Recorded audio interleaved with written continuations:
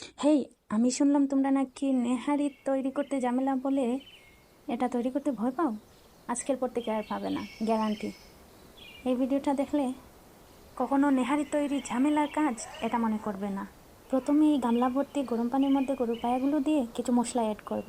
এই ধরো তেজপাতা, এলাচ, দারচিনি, 1 চামচ আদা রসুন বাটা, আর দেব 1 টুকরা জয়ত্রী। আর হ্যাঁ, আমার মতো লবণ দিতেও ভুলবে না কিন্তু। এবার ঢাকনা দিয়ে ডেকে লো হিটে জাল করব প্রায় 7 থেকে 8 ঘন্টার মতো।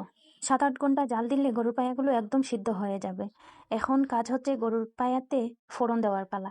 তার জন্য চুলায় একটি প্যান বসিয়ে দিয়ে দেবো তেল, শুকনো মরিচ, দারচিনি, এলাচ, গোলমরিচ আর 4-5টা লং। 1 কাপের মতো পেঁয়াজও দেব, দিয়ে বাছতে থাকবো যতক্ষণ না পেঁয়াজগুলো বেরেস্তার মতো হয়ে যায়। বেরেস্তার মতো হয়ে গেলে এতে অ্যাড করবো আদা, রসুন, হলুদ, মরিচ, ধনিয়া, জিরা ও গরম মশলা। এবার মশলাটা ভালো করে কষানোর পালা।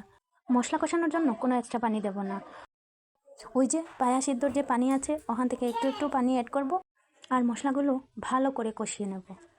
মশলা ভালো করে কষানো না হলে মশলার গন্ধ থেকে যাবে আর সেটা খেতে ভালো লাগবে না।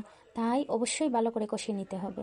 যখন মশলা থেকে একটা সুন্দর ঘ্রাণ বের হবে তখন এই মশলাটা নেহারির মধ্যে ঢেলে দেব। ব্যাস, আর তেমন কোনো কাজ নেই। এখন একটু সময় জাল করে নিলেই তৈরি হয়ে গেল আমাদের খুবই পছন্দের একটি খাবার, গরুর পায়া বা নেহারি। গরম গরম চালের রুটি দিয়ে খেতে কী যে ভালো লাগে। আপনারাও নিশ্চয় ট্রাই করবেন। আর ভালো লাগলে অবশ্যই আমার পেজটা ফলো করবেন, ভিডিওতে লাইক করবেন। এতক্ষণ সাথে থাকার জন্য ধন্যবাদ।